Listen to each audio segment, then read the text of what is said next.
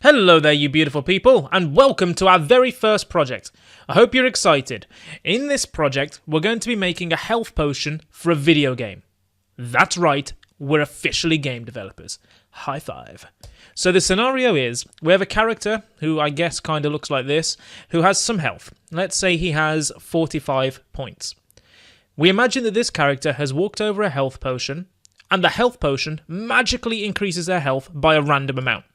I guess in this case, quite a lot. But the game also has 3 difficulty settings: easy, medium, and hard. Now, depending on what difficulty is selected, the amount of health that the person gets from the potion will change, and this will be less on higher difficulties. So in this lecture, we're going to be using variables and numbers to create the functionality required for this health potion to work, and we're also going to use Python's random module to help us build a random number generator.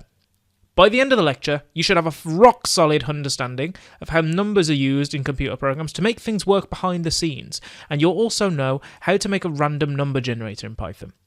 This lecture is going to tie together a lot of what we've covered so far and should be a really valuable learning experience, so I hope you're excited. Oh, and make sure to follow along with me for maximum learning. We have a lot to do, so let's boot up idle and get into it. Alright, so the first thing we're going to need to do is create a new script to hold all our code. So I'm going to go up here to the File tab, press New File, and we're going to see this thing here. I'm going to save it on the desktop in my Python Bible folder, and I'm going to call it health.py. Now make sure you remember the .py file extension when you're following along. So let's maximize this, and we're good to go. Right, now that we've done that, the first thing we're going to want to do is give our character some health.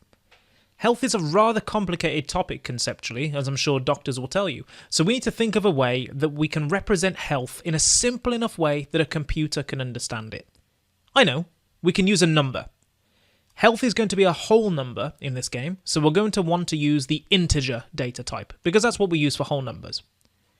We'll obviously want to store the player's health somewhere and refer to it and update it later. So for this, we're going to need to create a variable called health, and we'll need to give it a certain value.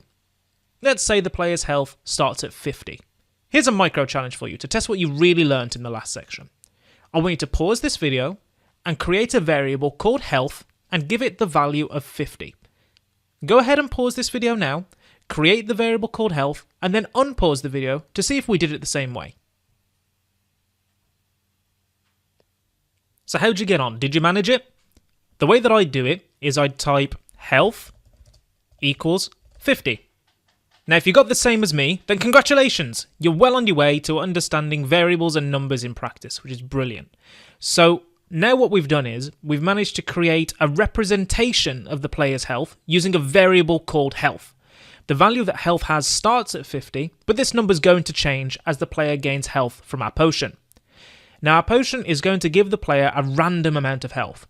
The amount of health it's going to give them is going to be a random number between 25 and 50. Now we don't really want to create the code required to generate a random number from scratch, which I understand is quite a complicated task. The good thing is, we don't need to. Python has a built-in module that we can use, called the random module, which can generate random numbers for us. The way that we use Python libraries is to import them. You usually do all of your imports at the top of Python scripts, so let's go up there and import the random module. Let's move this down. All we've got to do is type import, which you can see goes yellow, and then the name of the module. Seeing as we're importing the random module, we're just going to type import random.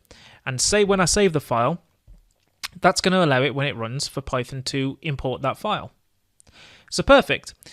One thing that you should notice is the way that the import word here went yellow. This is idle's helpful way of showing us that import is an important word in Python, or a keyword, and this colour highlighting can be useful when checking for spelling mistakes. So let's say, for example, I forgot the R, and I put import. You can tell that now that it's gone black, which would let me know that potentially I've made a problem, instead of because I was expecting it to be yellow. So let's have a look at the Python random module and what it makes available to us. One way to do this is we can open up the Help tab inside of idle, and click on this Python docs link, or you can press the F1 key on your keyboard for a shortcut. Either way, we're going to see a window that looks something like this pop up, and this contains all the Python documentation. This documentation details all the built-in modules and functions that are available with Python and other useful pieces of information. So it's a great resource. Now at the top here, as we're looking for a random module, we're going to click Modules. And here's an alphabetical list of all the modules, which is quite convenient for us to browse. Now as we're looking for the random module, let's click the letter R here and see what comes up. Awesome, the R's not that long, and you can see random is right at the top, so let's click on that. And this has opened up the documentation for the random module. As you can see in here, we have all sorts of useful information, which you can browse through if you wish, but to save us some time, I'm just going to show you the randint function. So when I browse to that, here it is. So random.randint. So this function will give you a random integer. Okay, and it gives you the information here on how it works. It's going to return a random integer, what they're going to call n, such that n is between a and b, but it can be equal to both of them. So it's probably a bit easier if I show you what this is in practice. Let me just show you how this works. So let's head over to the shell. Where's the shell? Let's type it in here, don't I? Let's open up the shell. This is different to our script, by the way. This is just the raw Python shell. If I type import random, okay, that's worked. That's fine. We haven't got any error. Now I want the randint function. So for that to work, I have to type the module name, then a full stop or a period, and then the function that I want to use. So random dot randint, and let's say I put, I don't know, 10 and 20. Okay, so Python has given me a random number between 10 and 20 that can be equal to both. So if I just run that again, random dot randint, let's say 10 and 100. You see, it's given me 45. So basically, this is just going to be, and if I type that again, 56, 54. By the way, this is a useful time to mention. On the shell, if you want to just repeat a command, put your cursor here, hit the enter key, and it will copy and paste it to the next line. But as you can see, it's giving us a random number between 10 and 100. So that's quite useful. Now, if you remember, I said that we wanted the health potion to generate a random health value between 25 and 50 and store that in another variable. So here's another micro challenge for you. I want you to create, on another line here, to create a variable called potion health and set that equal to a random number between 25 and 50 using the random module's randint function. So pause this video now and go ahead and try to use the randint function to create a variable called potion health that is between 25 and 50. How'd you get on? Did you manage it? Well, here's how I would do it. I would type on this line, I'd type potion underscore health because, well, first of all, we can't have a space in our variable names. And this is the convention for how you name your stuff, all lowercase with underscores for spaces. And I'd assign that a value, a random value between 25 and 50. So to do that, I need the random.randint function. And to have it between 25 and 50, I give this 25, comma 50. So if you got that, then perfect. But if it was a bit hazy and a bit difficult to understand what happened, just feel free to rewind the last few minutes to make sure that you have a decent understanding of how modules work in Python.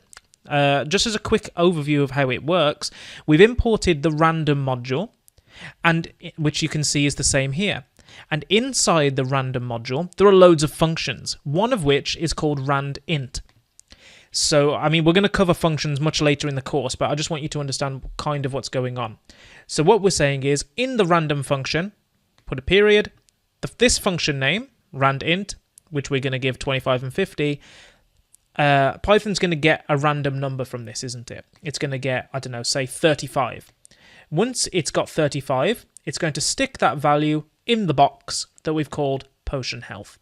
So if you understand more or less what I'm talking about, then brilliant. I'm not expecting you to understand the ins and outs of this, but if that kind of makes conceptual sense, then that's brilliant.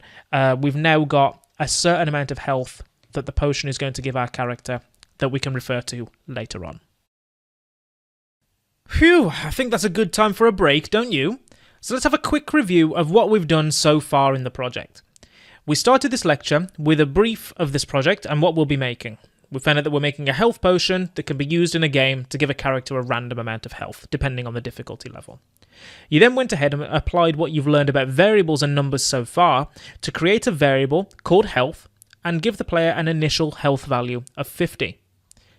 After that, we decided that we wanted to use a random number generator to help us with making random numbers for our potion to save us coding it all from scratch. So we checked out Python's random module. We had a quick overview of how to look at a module's documentation and also how to import a module into our code using the import keyword. All we had to do was type import and then the module name, which in this case was random. Finally, we used the randint function inside of the random module to generate a random integer between 25 and 50 and stored that value in a variable called potion health. I mean, we covered quite a lot in this lecture, and I'm really proud of how far you've come in such a short space of time. We're really starting to touch on some advanced topics such as module importing and functions, so if all of this makes sense to you so far, then well done, genius.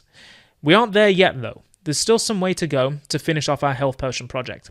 In the next video, we're going to find a way of adding together our potion health to our player's overall health, and we're also going to find a way to implement a difficulty system so that a player will get less and less health from our potion when playing on harder and harder difficulties.